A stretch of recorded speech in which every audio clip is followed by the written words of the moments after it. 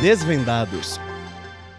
Por que é tão importante investir na área de TI da sua empresa? Em um mundo onde a tecnologia se reinventa a cada instante e se torna determinante para inovação e competitividade, investir em TI, naquelas máquinas e também nas pessoas, é garantia de sucesso de negócio.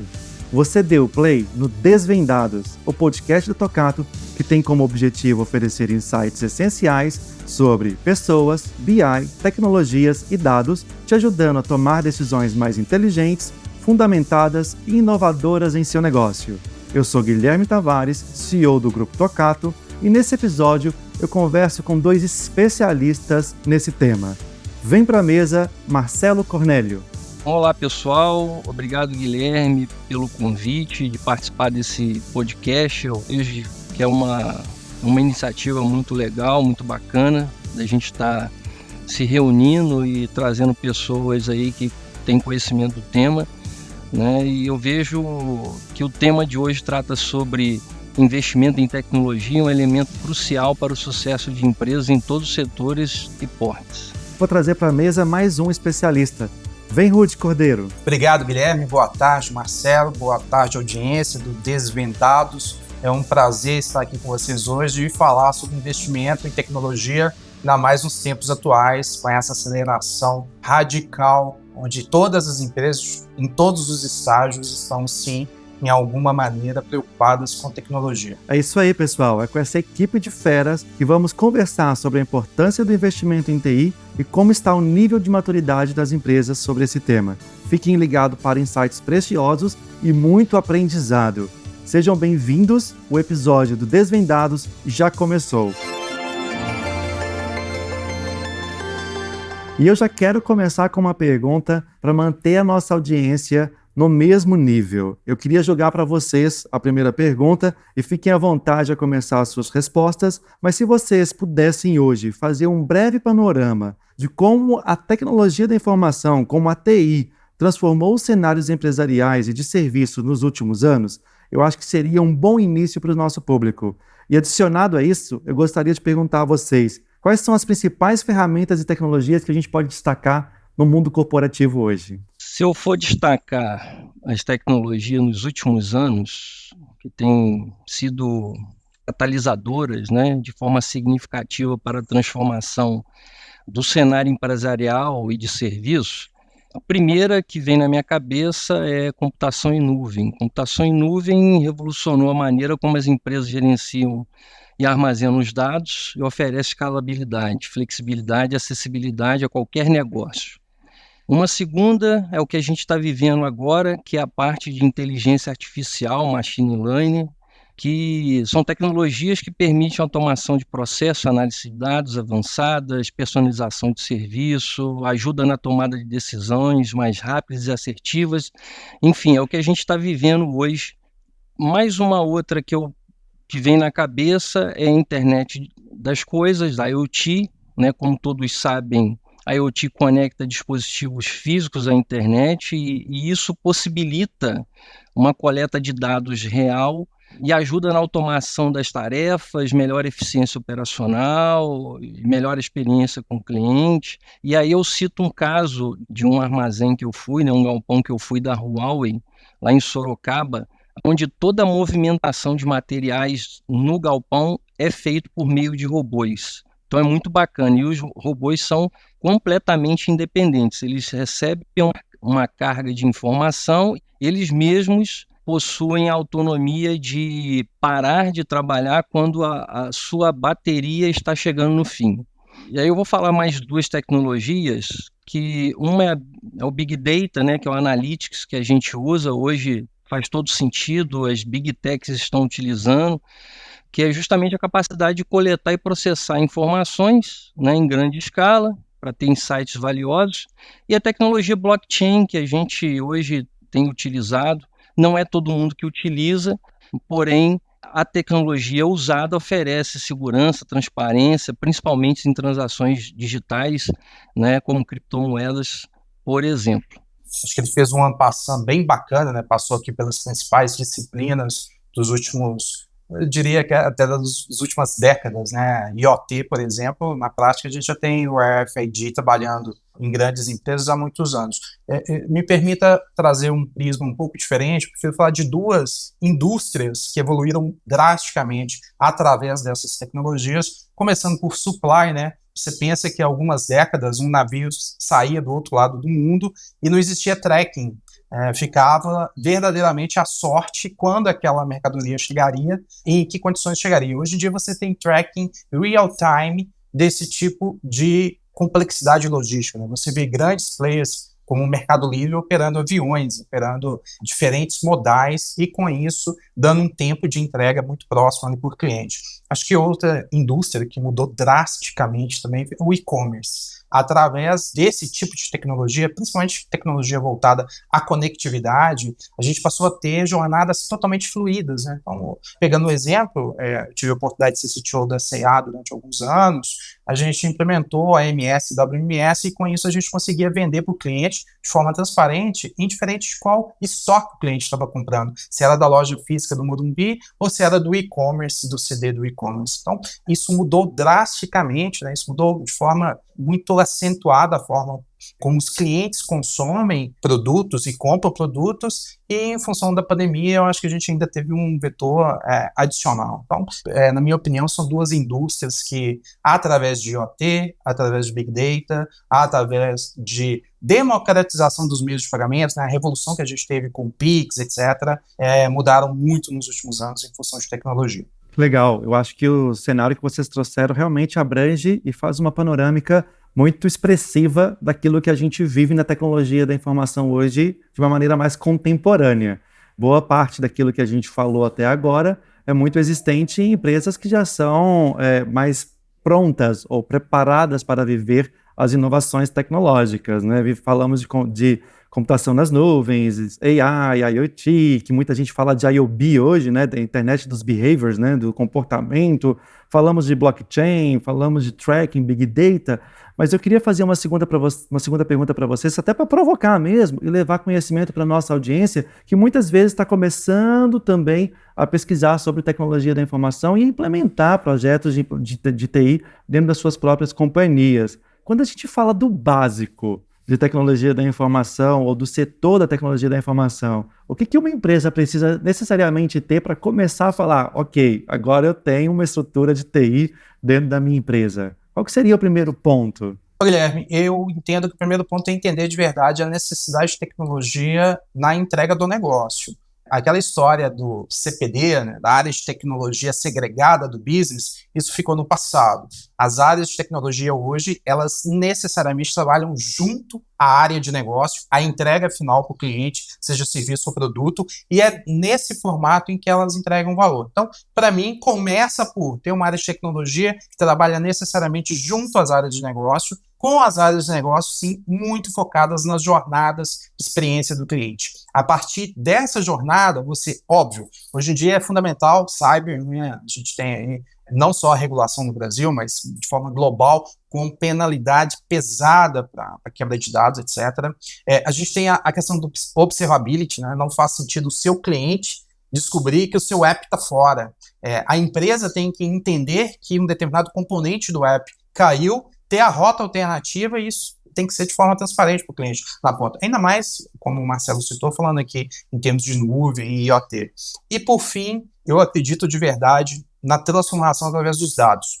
Eu vivenciei isso em mais de uma empresa, inclusive em startups, onde, a partir do momento que o time se torna obcecado por dados, eu acho que essa é a palavra, você de verdade começa a conhecer comportamento, preferências, e aí, cara, às vezes você descobre que tem uma série de jornadas que não faz sentido investir, que não faz sentido existirem, enquanto o seu cliente está com uma demanda que eventualmente você nem conhecia. Então, de verdade, eu entendo que muitas empresas já estão nesse setup, nesse mindset de data-driven, mas eu vejo muita oportunidade, principalmente eu, enquanto cliente, quando passo por uma experiência de produto ou serviço e falo, putz, cara, ninguém está capturando aqui os insights, os passos, né?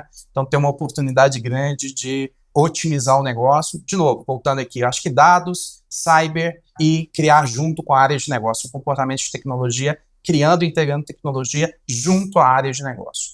Bacana, Rudy. Assim, na minha visão, até em complemento isso que você falou, para garantir estabilidade e segurança do setor de TI, daquilo que a gente vive essencialmente é contar com uma infraestrutura básica, porém robusta.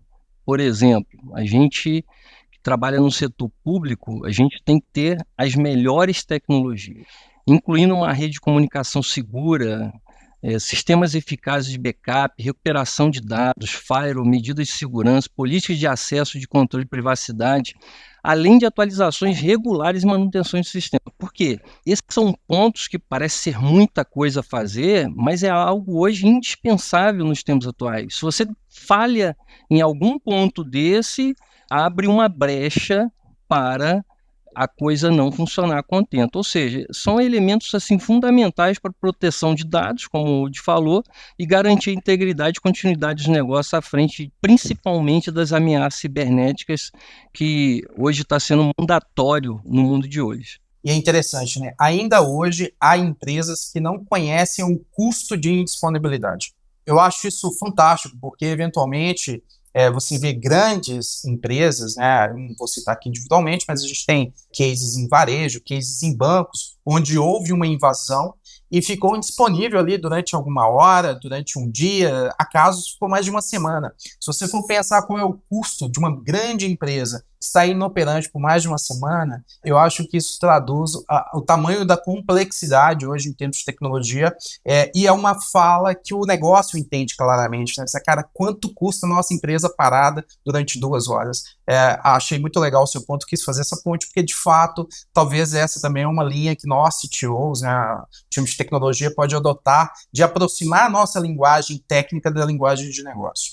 Mas é engraçado você falar que você está tendo um olhar privado, eu estou tendo um olhar bem público. Por exemplo, aqui internamente dentro do governo, a gente tem essa preocupação muito latente com a parte de segurança. É bem legal a gente ter essas duas perspectivas, né, pessoal, do mundo privado e do mundo público, e como elas caminham juntos em alguns determinados pilares, mas como elas são completamente divergentes quando a nossa ótica ela é contrária. Eu queria pegar um gancho sobre o que vocês estão trazendo. Eu ia falar sobre cybersecurity na minha próxima pergunta, mas vocês já trouxeram esse tema à pauta e a importância dele para as empresas, mas eu queria pegar um gancho de vocês, que vocês falaram bastante sobre a liderança de tecnologia da informação. Hoje, essas lideranças precisam entender cada vez mais e se aproximar cada vez mais das áreas de negócios, até para poder estimular o desempenho corporativo, o desempenho de receita ou o desempenho daquela frente ou daquele departamento que está havendo qualquer tipo de interação. Como que um líder de TI hoje pode influenciar genuinamente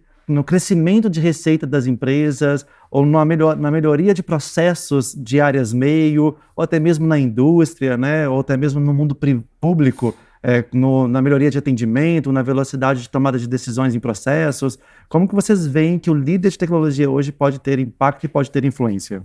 Bom, na minha perspectiva, o papel do CIO vai além de simplesmente gerenciar a tecnologia da informação. Ao ser estrategicamente incluído em setores, por exemplo, como administração, né, ou uma área de aquisições, de compras, enfim, qualquer tipo de atividade, temos a oportunidade de liderar a integração da tecnologia com objetivos bem organizacionais, alinhando a forma eficaz para impulsionar o crescimento e a inovação em cada setor que a gente participa. Então, como líder de TI, reconheço que a capacidade de influenciar positivamente a estratégia corporativa, né, e o desempenho organizacional está diretamente ligada à nossa habilidade de promover uma cultura de colaboração, né, eficiência e adaptação às mudanças do mercado pelo uso da tecnologia. No meio público, onde eu estou inserido já tem alguns anos, isso também é muito verdade, até mesmo porque existe um paralelo muito bacana entre aquilo que é feito no privado e aquilo que é feito no público. Tem muitas coisas bacanas sendo feitas na iniciativa pública que às vezes não acontecem no privado e vice-versa. Então, uma das coisas que a gente tem trabalhado aqui no Espírito Santo é fazer essa união desses dois mundos.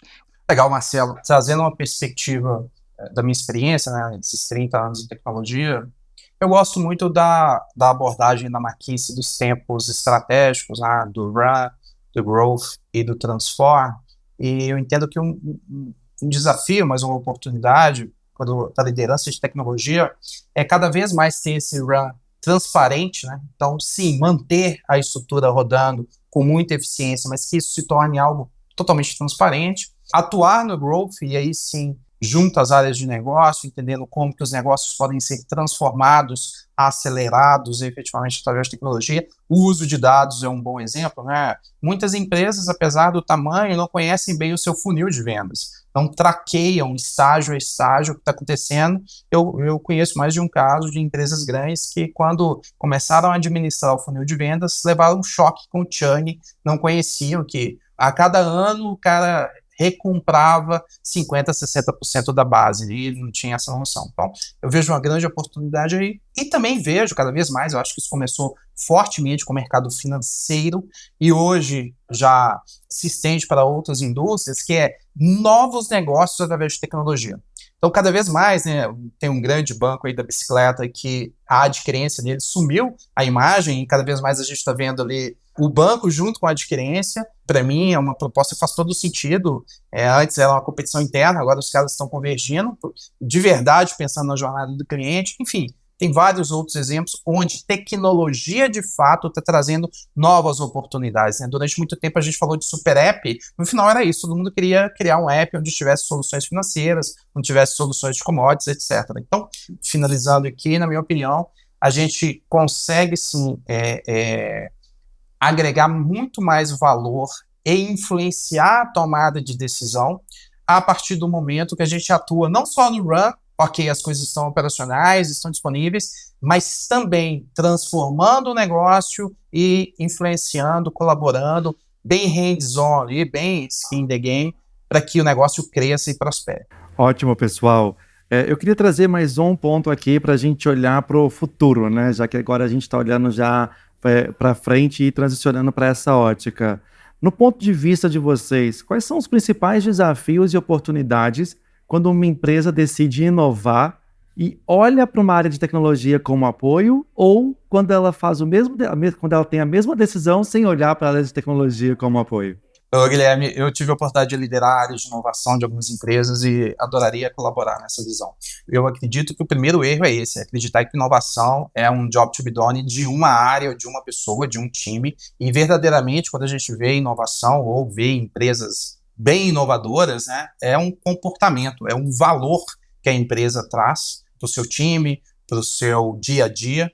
O primeiro ponto é esse, cara, a inovação ela tem que ser all in one, né? Ela tem que ser na empresa como um todo, ela tem que fazer parte da cultura, do dia a dia da empresa, e isso tem que ser efetivamente apoiado, tem que ter sponsorship da alta liderança, né? Se a primeira camada, se desde o conselho de administração não estiver verdadeiramente comprado nessa ideia de inovação, isso não vai funcionar. E aí, falando dos desafios atuais, cara, não tem como, né, a gente escapar de AI generativa. É muito legal a gente olhar e pensar que o GPT-2 tinha 1,5 milhão de parâmetros, logo depois o GPT-3 entrou com 175 bilhões de parâmetros, e por fim o GPT-4, cara, trouxe mais de 1 trilhão de parâmetros, falando aqui basicamente em termos de AI, quando aumenta o número de parâmetros, a maior assertividade, o maior conhecimento provido ali. Então, essa semana a gente teve os principais players apresentando as suas novidades, né? Tem coisas assustadoras, né? Não vou citar especificamente qual, mas eu vi uma demonstração de uma aula de matemática, né, ensinando ali cosseno, seno,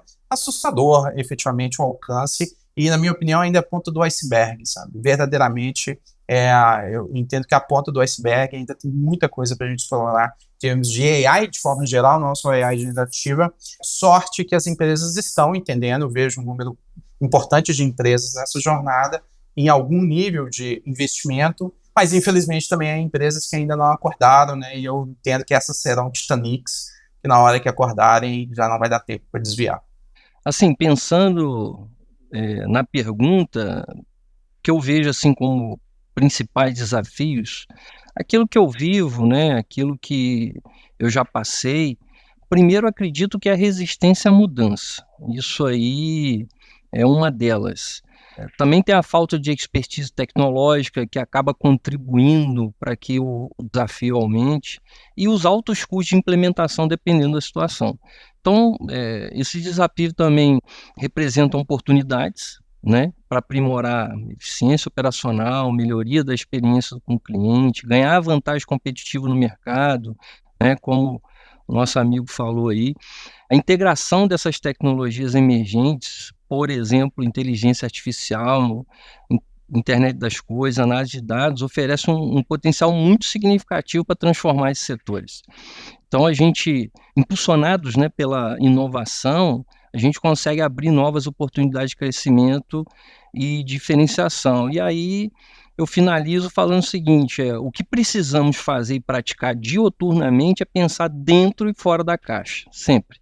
Marcelo, me permite mais um ponto aqui na sua fala que eu achei bem legal. Você falou da questão dos altos custos, né? A gente também tem essa dificuldade, não só a área de tecnologia, às vezes outras áreas de negócio, em necessariamente pensar o end stage, né? Pensar a entrega final, e com isso vem aqueles business cases bilionários, né? Milhões e milhões de investimento. E quando a gente entra na cultura da Amazon, até a própria Apple, quando a gente entra na cultura dessas big techs, dessas empresas, exato, Google, essas empresas já têm uma capacidade do test and learn, né? De verdade conseguir derivar uma hipótese e testar pequeno aquilo, e aí sim, a partir de um teste pequeno, que deu certo, ok, acelera, põe budget, põe gente, põe ferramenta, ou não, cara, não deu certo.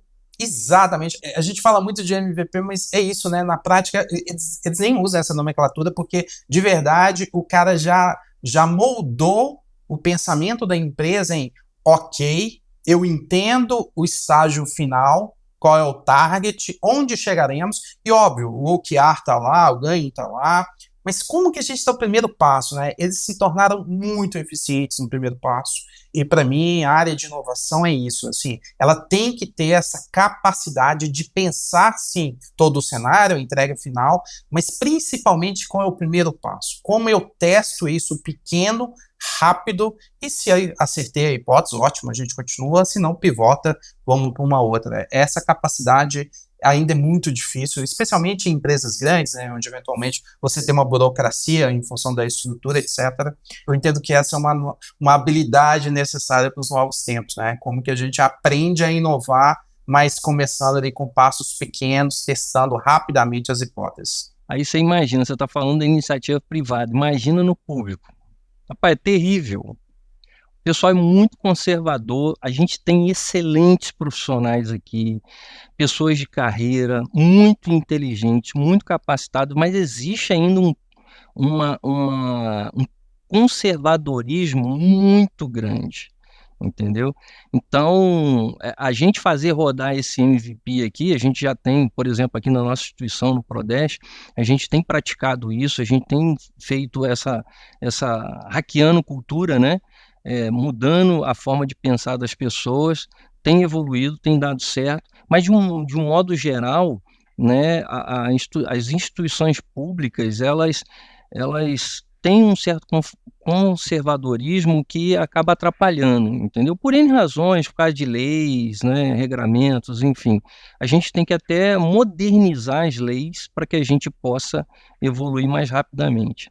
Uau, que aula! No fim do nosso momento de perguntas e respostas aqui do Desvendados, eu gostaria de transitar para o ping-pong, que é o momento em que a gente pega alguns insights dos nossos convidados para a gente poder tentar entender, ou pelo menos para que os nossos ouvintes consigam começar a entender qual que é onde estão os pensamentos de vocês, onde está o pensamento do Rudy, onde está o pensamento do Marcelo. E aí eu queria começar contigo, Rudy. Um segredo. Fazer junto. Parar de achar que tecnologia tem que fazer sozinho, cara. O segredo é fazer junto. E para você, Marcelo, um segredo? Para mim, um segredo reside muito na liderança visionária, no compromisso organizacional e na capacitação de colaboradores. Eu acho que essa tríade aí funciona bem. Que legal. Agora eu vou começar contigo, Marcelo. Um erro. Um erro.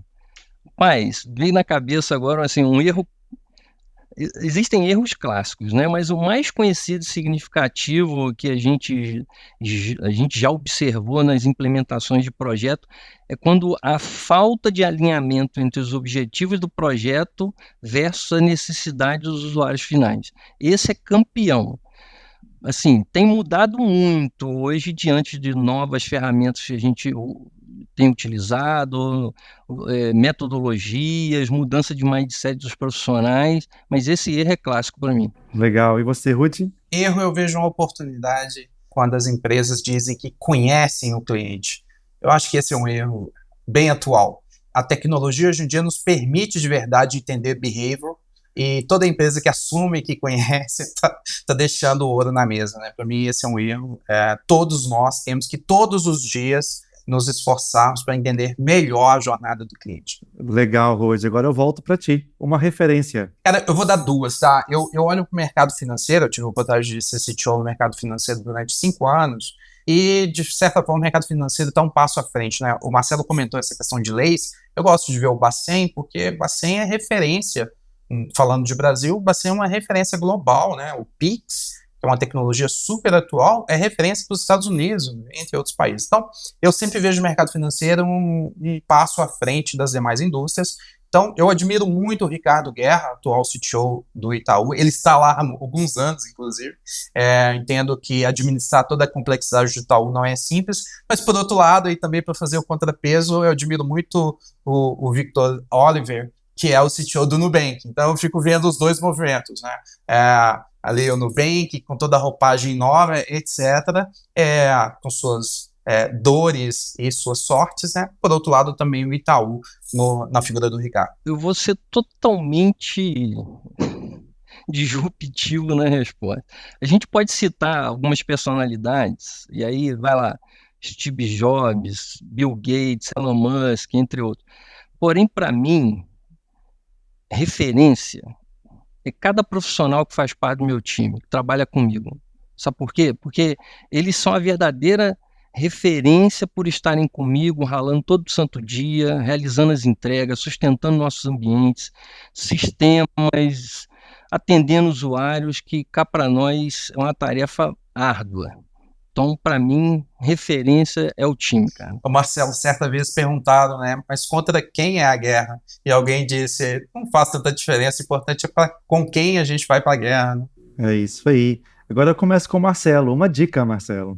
Bom, uma dica seria, olhando pelo cenário de TI, é priorizar sempre uma abordagem estratégica orientada às necessidades do negócio ou à organização. O Rudy até falou sobre isso numa pergunta lá atrás. E antes de investir em tecnologia, é importante realizar uma análise completa das necessidades, objetivos da empresa, identificar as áreas onde a TI pode agregar valor para impulsionar o crescimento do negócio. Basicamente é isso.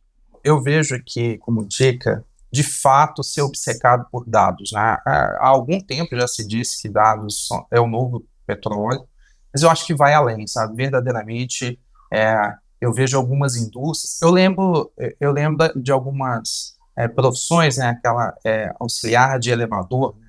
Então, assessorista de elevador. Eu vejo algumas indústrias que talvez a indústria inteira se torne um assessorista de elevador, se de fato não entender que dados hoje o premium dollar é de verdade o que pode transformar as jornadas. E foi um tempo em que a gente via isso mais em determinadas indústrias, né? Mercado financeiro, varejo, etc. Hoje é difícil uma indústria onde dados não fazem diferença na entrega, seja produto ou serviço. Então, minha dica é, cara, se você não está olhando para dados, você está errado.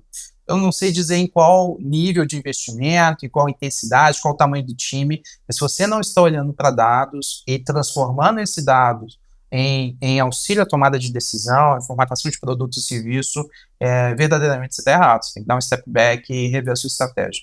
Guilherme, se me permite complementar, eu citei isso, mas é bom reforçar também. Além do que eu falei, um outro ponto importante é a gente garantir a boa governança de TI.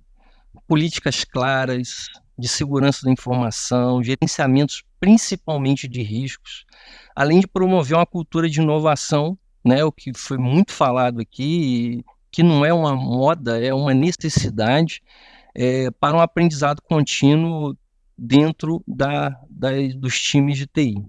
Que legal, pessoal. Agora eu começo com o Rudy. Rudy, se você pudesse recomendar um livro que teve impacto significativo aí na sua carreira, na sua visão como líder de tecnologia, qual seria? Eu vou indicar 2, vou quebrar um pouco o protocolo aqui, se você me permite. Eu vou começar por um grande amigo meu, Gustavo Caetano, um cara que eu conheço há alguns anos, a gente já trabalhou em algumas empresas juntos. O Gustavo tem um livro ótimo, que é o Pense Simples, cara. Eu adoro esse livro, eu acho que ele remete verdadeiramente ao que tem valor, né? A simplicidade, a objetividade. Gosto muito do Pense Simples, uma ótima leitura. E, por fim, eu já reli esse livro 2 vezes. Eu tive a vontade de ler 3 vezes. Aperte o F5, o Satya, atual CEO da Microsoft, conta nesse livro todos os desafios, né? Ele pegou a Microsoft decadente, hoje é a empresa mais valiosa do mundo, né? Passou, inclusive, Apple. Então, vale muito entender, conhecer um pouco da história do cara, dos valores dele e de toda a estratégia de abordagem que ele conseguiu transformar de verdade uma empresa tão grande, né? Uma empresa já com tantos vícios, em uma empresa de ponta, inclusive nesse last mile agora do AI generativo, a Microsoft está dando show. Então, acho que essas 2 leituras são bem complementares e contemporâneas. Legal, eu vou na mesma batida dele. Eu vou falar 2. É um livro muito bacana que eu li, foi o Criatividade S.A., né, que fala da história da Pixar, junto ali no movimento de Apple, Microsoft, todo aquele cenário que a gente vê da movimentação, da criação da tecnologia lá no Vale do Silício. Muito interessante esse livro. E o outro é o Verdadeiro Valor de TI, né, que ele traz uma abordagem assim, de como transformar a TI em um centro de custo, que é o que normalmente os donos de empresas, os sócios de empresas sempre olham a TI como despesa, né, e não como investimento, em um centro de valor e competitividade. Então, o verdadeiro valor de TI. Uau, pessoal, que episódio! Fiquei bem feliz com todo o conteúdo que a gente entregou aqui para nossa audiência, mas infelizmente chegamos ao fim de mais um Desvendados. Eu quero aqui agradecer de verdade a presença dos nossos convidados, do ilustre Marcelo. Marcelo, muito obrigado pela tua presença. Eu que agradeço, Guilherme, pelo convite. Só me apresentando, né? Hoje eu estou como diretor-geral do Prodeste, que é o Instituto de Tecnologia da Informação e Comunicação do Estado do Espírito Santo, o governo do Estado. Também estou como vice-presidente de gestão da BEPTIC, que é a Associação de Entidades das Empresas de Tecnologia dos Estados Brasileiros, né? E também estou como diretor de Relações Institucionais no GGTIC-ES, que é uma associação de gestores do Estado do Espírito Santo. Que legal, muito bom ter você conosco. Agora eu gostaria também de agradecer a ti, Rudy. Muito obrigado pelos insights. Ô, Guilherme, eu que agradeço, foi um momento prazeroso aqui de aprendizado com vocês. Obrigado ao Marcelo, obrigado a todo o time do Torquato. Foi bem bacana, leva alguns insights interessantes aqui. E falando um pouco mais sobre mim, cara, tenho 30 anos de jornada em tecnologia, né? Comecei lá no famoso CPD, passei por diferentes indústrias, já tive a oportunidade de liderar áreas de tecnologia em grandes empresas. Atualmente estou como consultor, estou como advisor e estou como conselheiro em algumas startups, o que também me permite olhar com um outro olhar, um olhar adicional, né, da jornada mais ali de ramp-up, da jornada de crescimento. Muito obrigado, foi um grande prazer. Obrigado, Marcelo, pelo seu tempo, obrigado a todo o time e nos vemos em breve. Muito bom, pessoal. O Desvendados é um podcast para explorar o universo de pessoas, BI, tecnologias e dados, trazendo insights que vão revolucionar suas decisões e transformar a forma como você trabalha e administra seus negócios. Inscreva-se agora mesmo em nosso canal no YouTube, no Spotify ou na Apple Podcast. Ative o sininho para ser avisado sempre que um novo episódio for publicado. Salve nos favoritos em seu aplicativo de áudio preferido e compartilhe esse podcast com todos aqueles que você entende compreender o impacto dos dados nas tomadas de decisões. Até o próximo episódio e continue conectado ao futuro com Desvendados.